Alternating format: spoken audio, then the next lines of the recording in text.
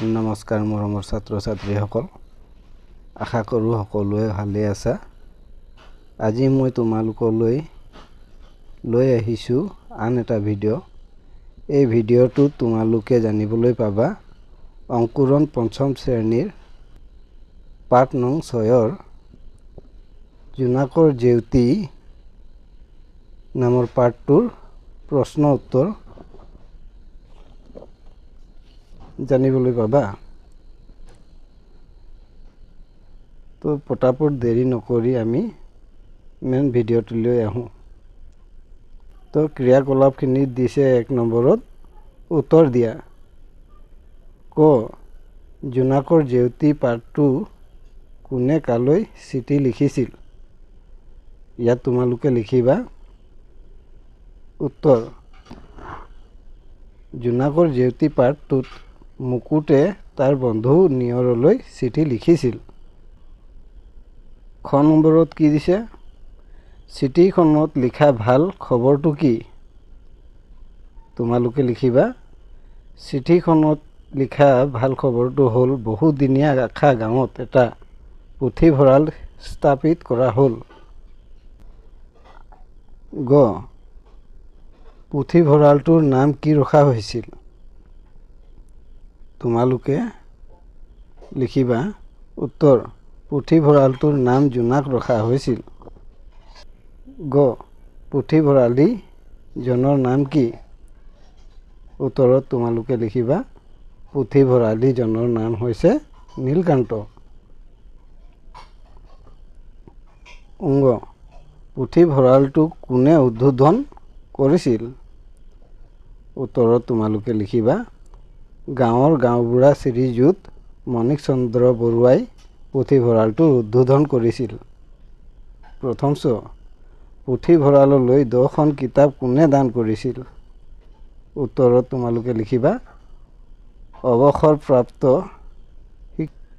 শিক্ষক শ্ৰীযুত কমল বৰুৱাই শিশু উপযোগী 10খন কিতাপ পুথিভঁৰাললৈ দান কৰিছিল।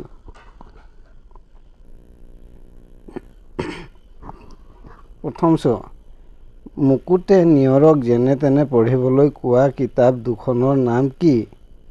উত্তৰত তোমালোকে দিবা মুকুটে নিয়ৰক যেনে তেনে পঢ়িবলৈ কোৱা কিতাপ দুখনৰ নাম হ'ল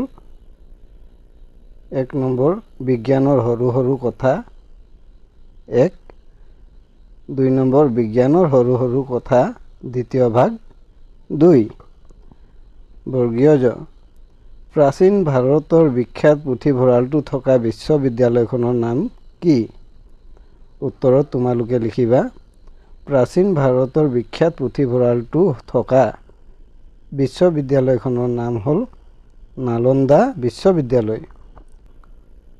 2 নম্বৰত দিছে পুথিভঁৰালৰ প্ৰয়োজনীয়তা সম্পৰ্কে জনাই নিজ নিজ বন্ধু বান্ধৱীলৈ চিঠি লিখা।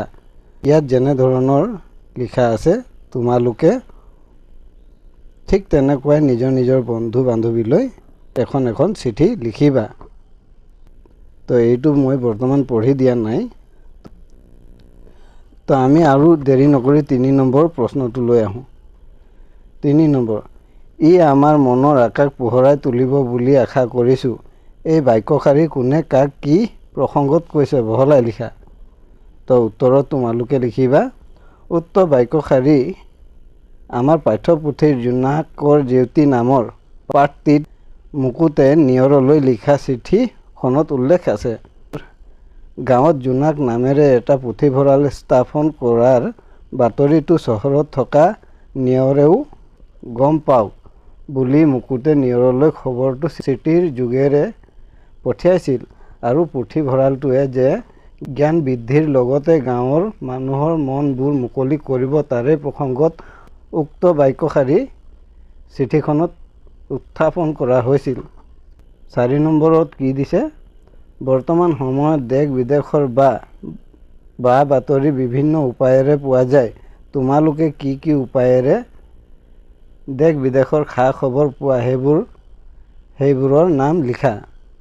উত্তৰত তোমালোকে দিবা আমি বৰ্তমান বাতৰি আলোচনী দূৰদৰ্শন মোবাইল ফোন ইণ্টাৰনেট আদি যোগে বিদেশৰ খা খবৰবোৰ পাওঁ বা পোৱা যায়।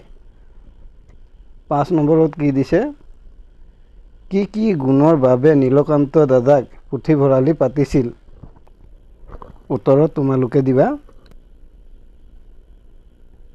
নীলকান্ত দাদাৰ পঢ়া শুনাৰ প্ৰতি অতি আগ্ৰহ থকা আৰু কিতাপ পত্ৰসমূহ পৰিপাটিকৈ ৰাখিব পৰা গুণৰ বাবে তেওঁক পুথিভঁৰালি পতা হৈছিল।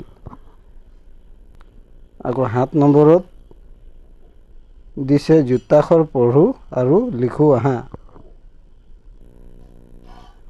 এইবোৰ তোমালোকে নিজে নিজে চাই লিখি ল'বা আৰু পঢ়িবলৈ চেষ্টা কৰিবা। 8 নম্বৰত কি দিছে, জোতাখৰ গঠন কৰোঁ আহা। এইবোৰো তোমালোকে কিতাপৰ জৰিয়তে চাই আৰু লিখিবা। 9 নম্বৰত কি দিছে, 9 নম্বৰত দিছে তলৰ বাক্যকেইটা প্ৰশ্নবোধক বাক্যলৈ নিয়া। বিদ্যালয়ত হৰিৰ উপস্থিতি নিয়মীয়া। তোমালোকে উত্তৰত দিবা, বিদ্যালয়ত হৰিৰ উপস্থিতি নিয়মীয়া নে? খ নম্বৰত দিছে গছজোপাত লমালমে আম লাগিছে। উত্তৰত তোমালোকে দিবা, গছজোপাত লমালমে আম লাগিছেনে?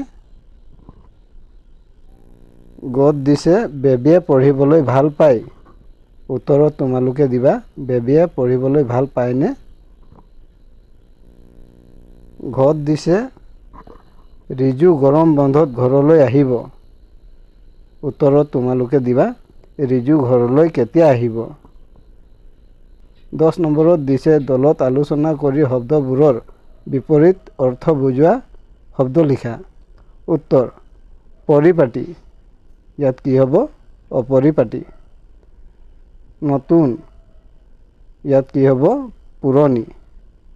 উপযোগী, ইয়াত কি হ'ব, অনুপযোগী। আশা, ইয়াত কি হ'ব, নিৰাশা। 11 নম্বৰত দিছে তলৰ বাক্যবোৰৰ বাক্য সাজা। উত্তৰত তোমালোকে দিবা, সংগ্ৰহ, আমি পুথিভঁৰালৰ পৰা নানান কিতাপ সংগ্ৰহ কৰি অধ্যয়ন কৰিব লাগে। উপযোগী, কেৱল মাংসই সকলো প্ৰয়োজনীয় পৰিপোষক যোগান ধৰিবলৈ উপযোগী নহয়। পুথি, আমি নিতৌ পুৱা আৰু গধূলি নিজৰ পাঠ্যপুথি অধ্যয়ন কৰিব লাগে। কিতাপ, কিতাপেই জ্ঞান বিলায়। গ্ৰন্থমেলা, এইবাৰ গ্ৰন্থমেলাত মই কেইবাখনো কিতাপ কিনিছোঁ। 12 নম্বৰত দিছে তলত উল্লেখ কৰা সাহিত্যিকসকলৰ নামৰ পৰা শিশু সাহিত্যিকসকলৰ নাম বিচাৰি লিখা। মৰমৰ ছাত্ৰ ছাত্ৰীসকল, তোমালোকে যেতিয়া প্ৰশ্ন কৰিবলৈ বহিবা তেতিয়া নিজৰ পাঠ্যপুথিখন লগত লৈ বহিবা। তেতিয়া তোমালোকে এটা এটা প্ৰশ্নৰ উত্তৰ সঠিকভাৱে ল'ব পাৰিবা।